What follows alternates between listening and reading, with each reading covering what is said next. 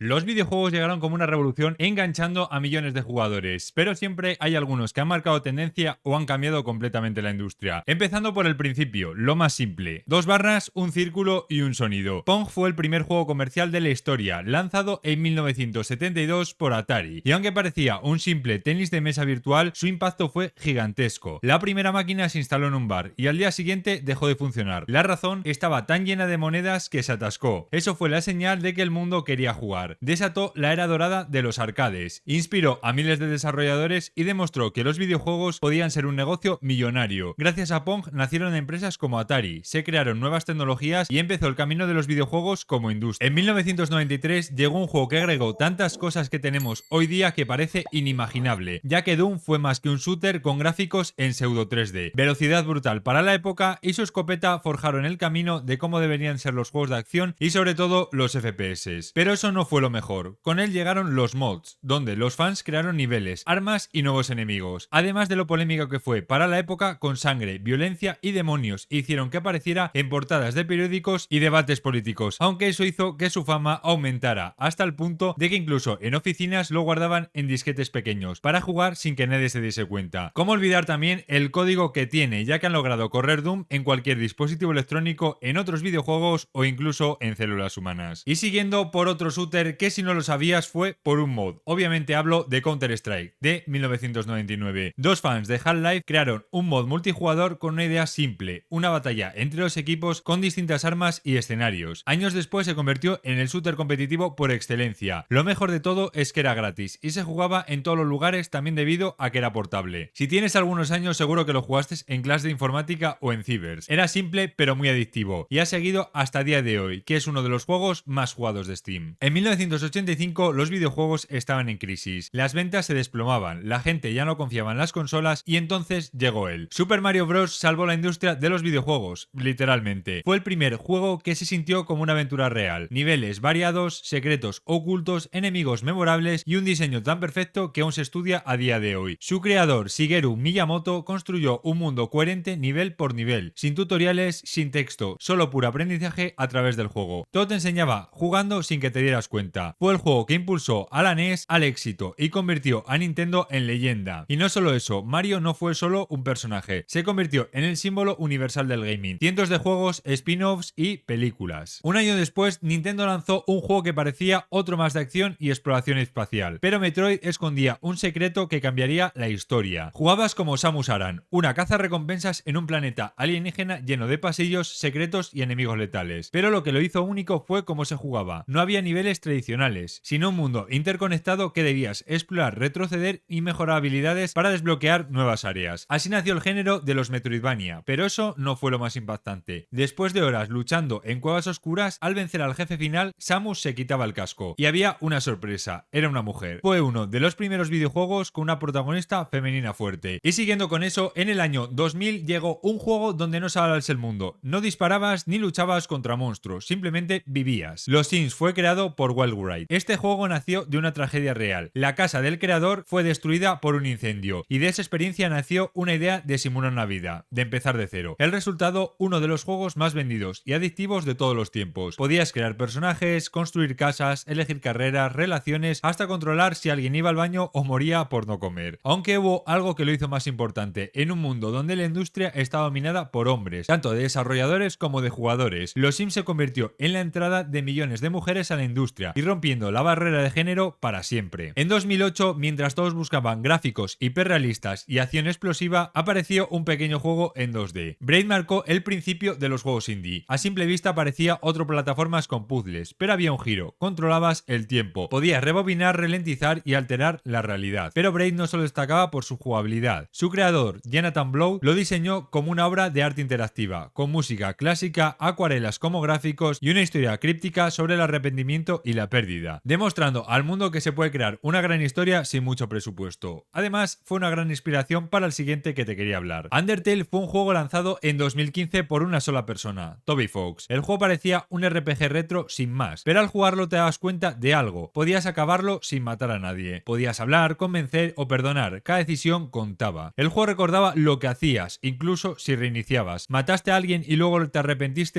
el juego no lo olvida, nunca. Y lo mejor, sus personajes. Papyrus, Sans, Toriel, todos con alma, humor y una historia que te golpea donde más duele. En solo unas horas, Undertale logra que te encariñes, te ríes y llores, todo con simples gráficos y música compuesta por el propio Toby. Este no solo cambió cómo se veían los juegos indie, sino también fue una inspiración para juegos de mayor presupuesto. Obviamente tengo que nombrarle Minecraft. En 2009, un desarrollador sueco llamado Marcus Persson, o Notch para los amigos y enemigos, ya que este señor tiene muchos y con razón, lanzó un proyecto simple: romper y colocar bloques en un mundo infinito. Lo mejor es que al principio de todo no te decía qué hacer, simplemente creatividad absoluta. Construías castillos, ciudades o máquinas, o simplemente cavabas un hoyo para sobrevivir a las noches. Fue el primer gran juego de supervivencia y sandbox, donde millones de jugadores empezaron a crear, explorar y hasta aprender a programar con Redstone. Porque también hoy se usa en colegios, universidades y hasta para enseñar arquitectura. Lo más destacable es su comunidad, que es lo que lo ha mantenido hoy en día como uno de los juegos más populares y vendidos